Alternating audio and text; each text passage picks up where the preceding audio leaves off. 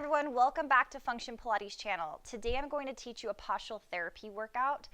It does not require any equipment necessary. You can see me holding onto this pole, but this is just for balance, so you guys can definitely use furniture around your house, a wall, a broom, a mop, anything that you want to get creative with. But for those that do not know what postural therapy is, it is gentle corrective exercises to help regain balance in your posture. We're helping to regain alignment in your spine and also to increase flexibility in your body. So let's go ahead and get started. The first thing I'd like to do with you is called short foot. It's basically an exercise here to help get movement back into the feet, into the toes, so that we are actually using the proper muscle groups of our feet, all the intrinsic muscle groups of the feet. So I'm going to have you start with just the right foot, just lifting those toes up, and you're going to gently place one toe at a time back down to the floor so that your big toe is the last thing to touch. And just stay with the one side, dropping each toe down to the floor one at a time. You may think like this is actually harder than you think, because it really is. But take your time with it. You may not have a lot of separation between your toes. Everyone's different. So just go at your own comfortable pace. And again, what we're doing is trying to regain the functionality in the feet, the proper mechanics of those muscle groups here. Let's do two more. And for me, my challenge is dropping the second big toe down before the big toe touches to the floor. But I do have good separation here. Let's just do one more. So this is really great for those who have bunions or hammer toes, because we're retraining the toes. We're retraining the foot here with all of these proper biomechanics. Let's do the left side. So again, the toes are lifting off. The pinky toe followed by one toe at a time. Big toe is the last one. And now for me on this side, just to give you guys an idea of what some things might be happening, my big toe has a harder time reconnecting down to the floor. So it kind of just wants to go down as a brick. I guess that's the best way I can say it. And the reason why this is so important here, guys, is it does basically help with our gait, how we walk, how we're stepping off, how we're actually placing our foot back onto the floor. Because everything starts at the feet. It's the root of everything. And it's a domino effect. So it just walks right up towards our body. Let's just do one more here. Good. Okay. So again, if you need to hold on to something, you can. I have this just to demonstrate. But we're going to go into a 3-position heel raise. I'm going to go to my side so you guys can see it a little bit better. So hip distance apart with the feet. We're going to start by maintaining a parallel position of the foot, and I just want you to lift your heels off the floor and lower down. So it's as if you were just going up straight like an elevator. Try to avoid leaning into it, if that makes any sense. So we're applying equal weight distribution into your left and right foot. Up and then down. Good. Up and down. So what we're doing here is regaining mobility through the ankles. So for some, you might hear a cracking sensation. You might feel the calves working and starting to burn if the ankles are weak. Lift for 2. I can hear my ankles starting to awaken here last time. And then let's drop it down. So from this position, I just want you to keep your heels as is and then turn your toes outward so that you are in this external rotated position here, okay? Heels do not have to be touching. And then again, same idea, we're lifting. So heels are lifting up. Your body is going straight up like an elevator and lower down. And I'm really just using this slightly for balance. So if you guys were looking for the extra challenge, you don't even have to be using this whatsoever. So I could just play with it here if you wanted to. Otherwise, you can use the wall. Good, and let's take it for 4 and 3.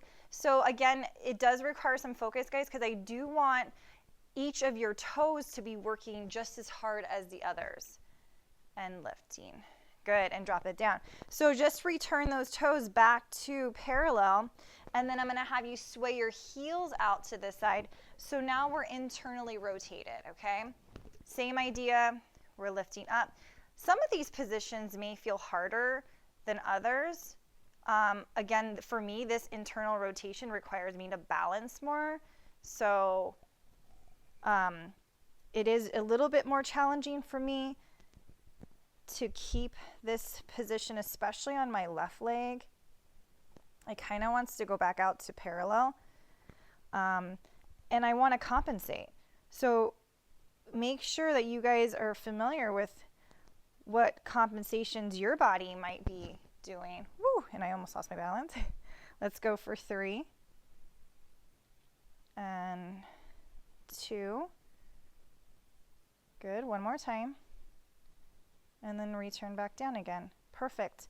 So about 10 each, okay? About in those 3 different formats. So we can drop this down. I don't need it anymore. We are going to come down to your back. So we're going to go into what we call a hook line position. That's basically the knees are bent, the feet are flat, and hang on. Okay. So we're going to begin with your arms straight up to the ceiling. We're interlacing those fingers, and your thumbs are side by side. Okay, everyone can see that. Shoulders are down into a nice neutral position, and we're going to begin to go into our pullovers. So you're going to reach your arms behind you with the intention of tapping the floor. It doesn't have to be there if your arms do not do that today. Shoulders are down and back. We're stopping wrist over the shoulders, and we're going to continue and tapping behind you. So I'm okay if you guys are just relaxed, not really utilizing your abs. I do want more of a relaxed position in your body anyways, because we're focusing on opening up through the shoulders and also regaining a stretch through the back here. And let's take it back for 8.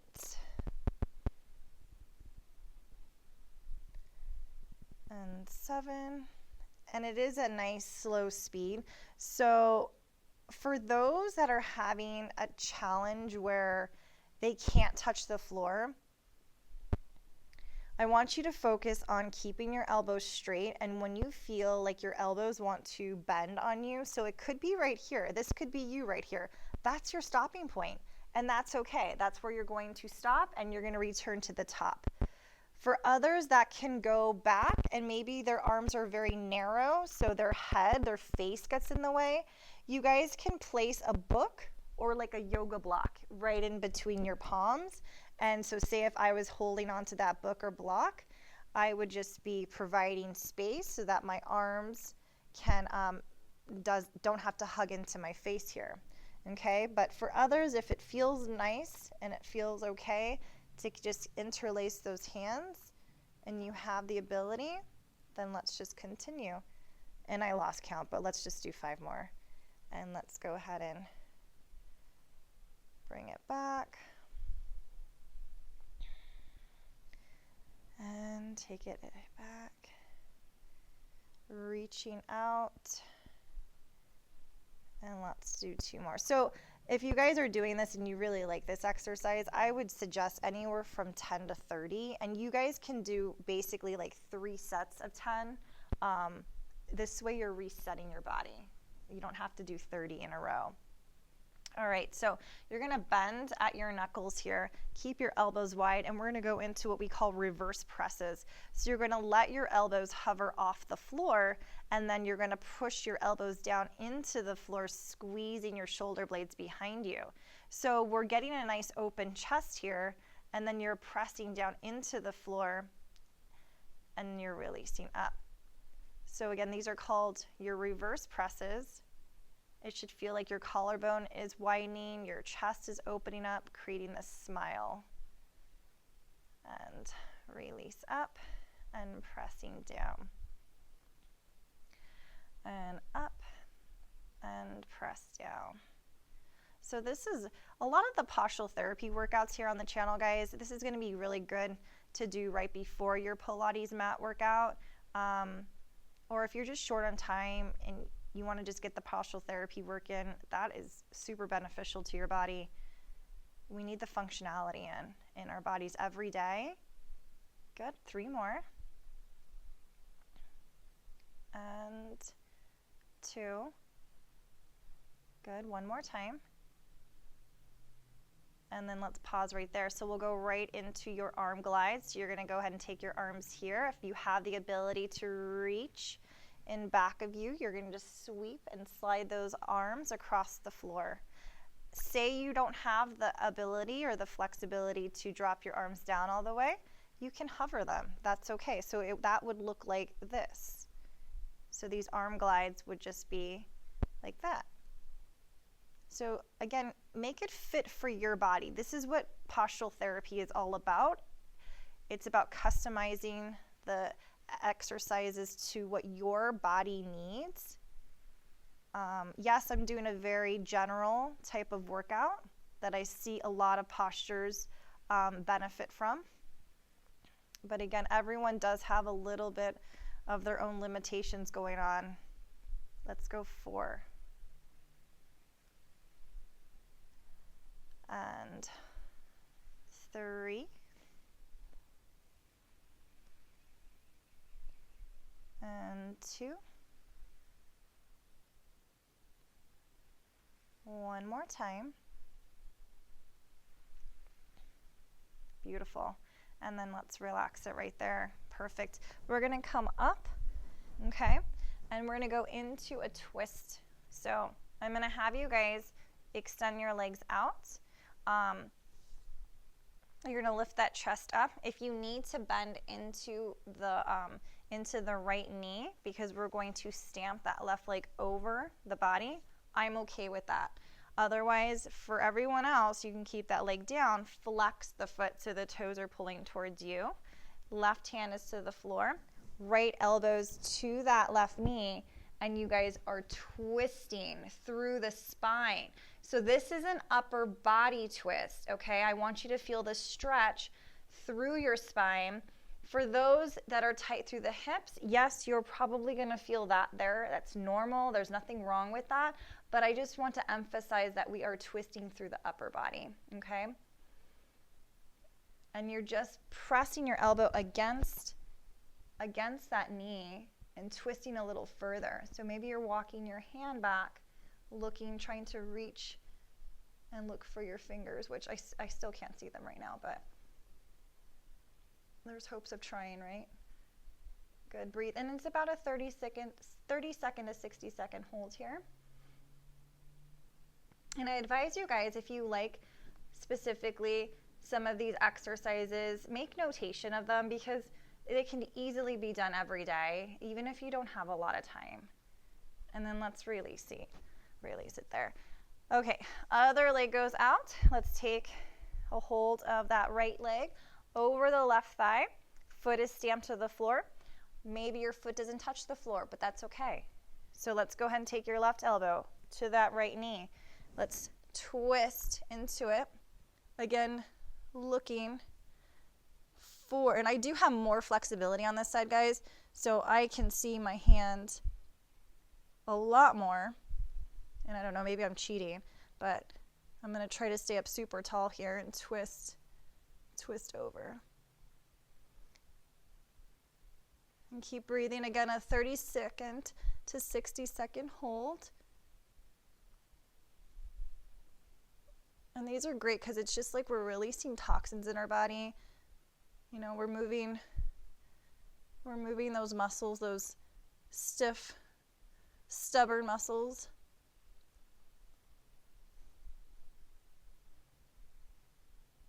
And then let's go ahead and come out of that. Good. All right, so the next exercise we're going to do is I want you to find a free wall. So I'm going to use this wall right here, and you are going to place your entire body up against it. All right, so I like to use this wall because it does help to keep our spine super tall. Again, with this exercise in particular, if we need to bend at the knees, I'm okay with that too. All right, so we're gonna go ahead and just relax those arms down beside you. I have the ability to extend out fully, so I'm gonna just start about a foot apart with my feet, flex my foot so the toes are pointed towards me, and then the big toes are going to look towards one another, and then they're going to go out to this side. So what's happening here, these are called sitting femur rotations. If I break that down so you understand that more, femur is the thigh bone, and then we're rotating from the hip socket. So things to look for when you guys are doing this, where is the relationship with your big toes when they come towards one another? So what that means is, does one toe, so for instance for me, I have more internal rotation on my left side. So my left toe is going to be able to touch towards the floor closer than my right side is. And mainly just because my right side is way tighter than my left hip. Good. And then when you guys look at this, as you externally rotate, look at your pinky toes. Is one foot able to reach for the floor more than the other? For me, the right side can. So my left side has more internal rotation ability, and my right side has more external rotation ability. And last time. And come through center. Let's open out a little wider, okay? And I feel like I'm sliding, so I'm going to scoot back a little bit. So pay attention to that too when you guys are placed up against a wall. And then again, we're taking it towards one another and out. So I guess the question you might be asking yourself is, how do we fix this? How can this benefit you? Well, if for me, the right side is tighter, it's going to limit range of motion. I tend to get a little bit more discomfort on my right side, mainly because this hip flexor is tighter than my left side is. So I'll get sometimes like a stinging or a sharp pain through the right side of my hip. Everyone's different though. But just to give you an example. Good. Let's do one more. And these are super slow and controlled, guys. It's not supposed to be fast. And then last time we're going to go out. Again, taking your time. I'm kind of sliding again across the floor. So reset your body if you need to. And again, I have a tendency to rotate my right hip forward, so I can see visually my right leg almost appears to be longer because it's just reaching in that direction, if that makes sense. So take note of that. Maybe feel behind you, oh wow, my right low back is further away from the wall than my left side is. So it's just about being educated, understanding your body so that you're more self-aware. And let's go for 4. And 3. And 2. Good, one more time. Perfect. And then coming back through the center. Okay, so those were easy. We're going to the hard ones now. All right, so sitting quad lift here. So super tall for me. Try to keep your head against the wall. You're not using your hands in this exercise, guys, so maybe keep them on your thighs or your hands to your hips, but we're going to go ahead and do 2 sets of these, okay? So they're sitting quad lifts.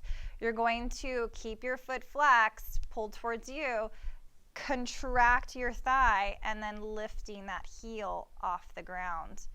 So again, this is my tight side. So for me, this is super challenging. I don't have a lot of range to float that leg off, or just feels like I don't. I have to really focus on keeping my body stable so that I'm not trying to help the leg, because that's what my body naturally wants to do right now, is find some other part of me that can help lift this leg up, whether it's my back or it's using my hands, something of that nature. Good. 2 more. Perfect. Rest it. So you ask, what are these doing? This is great for knee stabilization. So if you have a history, let's do the other side. So again, lifting that left heel up. So yeah, much higher over on this side. If you do have knee injuries or a knee history, super great doing these exercises for it, because it's going to help to strengthen all the muscles surrounding your knee, specifically what we call the VMO. So that is the main muscle group right here on top of the thigh. Perfect. So they may feel harder to you. For those who have a knee condition, this may feel super hard. You may be like, I'm not even floating my leg off the floor, but you're doing the work. So that's what matters. Good. And I'm zooming through these, so I need to start to slow it down. Let's just finish it one more time. Okay. And then reset. One more each side here, guys. So again, just kind of scoot yourself back. Keep those heels reaching out from underneath you, and then back to this right side. And that feels better, actually. So we contracted the muscle. So does that make sense? So we're tightening the muscle up, and we're heating it. And as you heat something, it starts to relax and loosen up. So that's what's happening here. Lift and lower. Lift and lower. Good. Head is back. And let's go for another 4. But I am getting fatigued, so it is getting tired. 2 and 1. Good. Okay. Other side, left side to finish it off. Let's lift. God, it's such a difference. It's so crazy how our bodies work, right? And lift and lower. Lift and lower. So again, you may be slower than me, or you may be faster than me at this point, but again, going at your own comfortable pace so that you're paying attention to what your body needs and feels. Good. 2 more.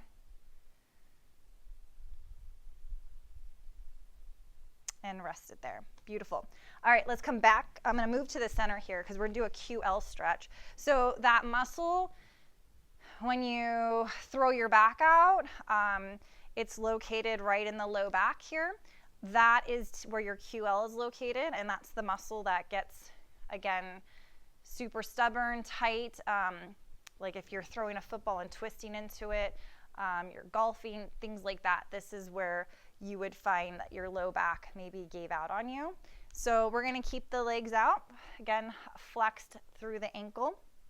Let's just take that right hand down to the floor, lift up with that left, and then you're just going to reach a side over, and then reaching your fingers to your toes, okay? So you should feel that in your low back stretching. If you don't, you can again just increase your range. Reach out through those fingertips, and again, this is a 30 to 60 second hold here. But it's like you want to shine your ribs up to the ceiling to enhance separation here. We want to create space in our organs as well so that we can just breathe better. And then let's go ahead and return back up again. Let's switch. Left hand down, right hand is up, over. Good. Again, it's a new side. It might feel completely different to you.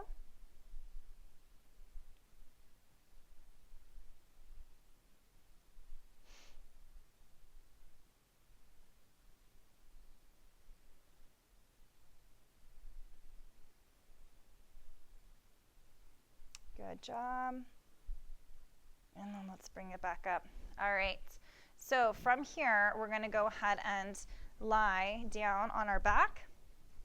And we're going to go into our supine foot circles and point and flexes. So you're going to pull that left knee into the chest, hands underneath the knee. Right foot is flexed. And we're going to begin with flexing and pointing.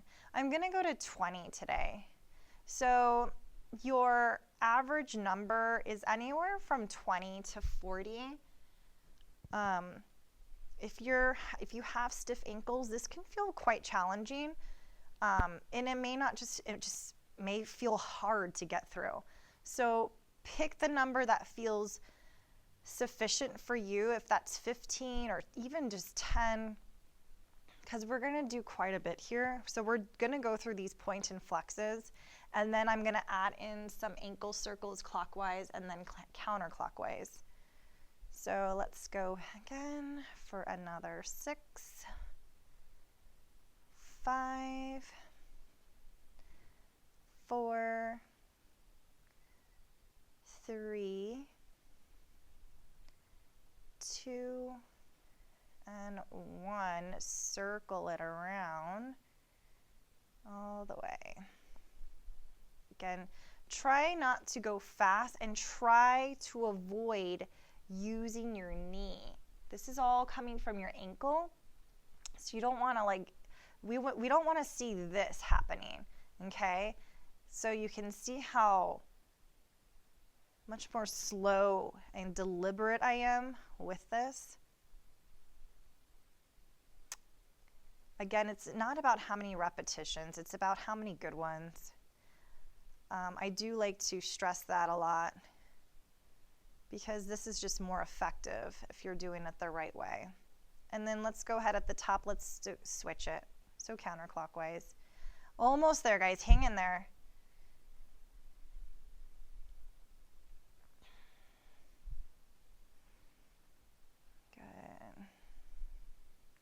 And let's go for another 10, 9, 8, 7, 6, 5, 4, 3, 2, and 1. Good.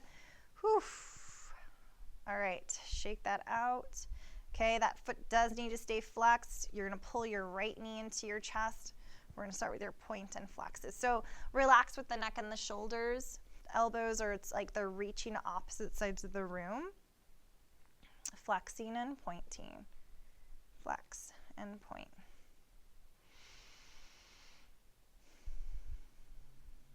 This is a great exercise to track your progress too. So again, maybe you did start at 20 and your goal is to get to 40. Just seeing how long it takes you to get there. Again, this can be done every day. The postural therapy work can be done every day. All of your Pilates and mat exercises can be done every day. You know, you guys know your body well enough to listen, not overly do it. And you don't backtrack if you have to modify either. And let's finish it at the top to go into those circles clockwise.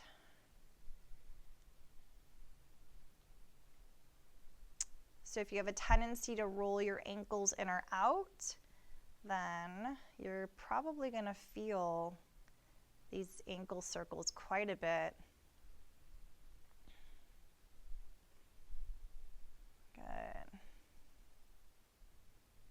go for 8, 7, 6, 5, 4, 3, 2, and 1. Let's go ahead and reverse it. Take it around. Just breathe at your own pace. Relax with your neck and shoulders. Know that you are almost done.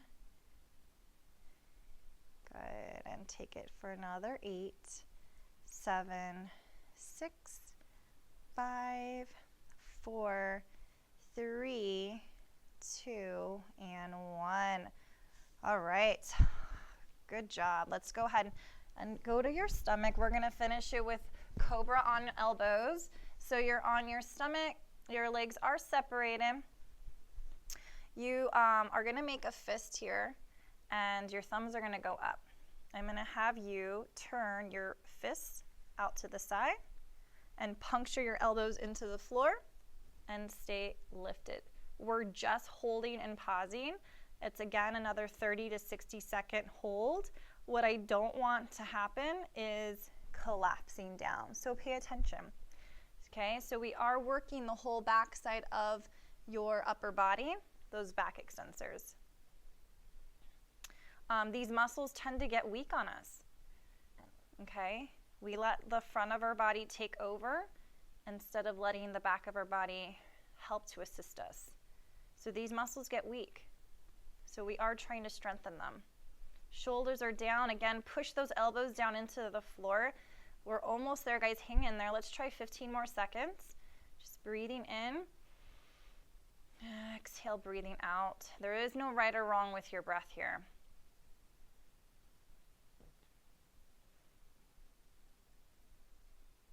And 5, 4, 3, 2, and 1. Good. Take that child's pose if you need it. Again, if you have bad knees, you want to maybe skip this or keep your knees separated as you stretch out. Hips to your heels. Adding cushions under your knees if you need it.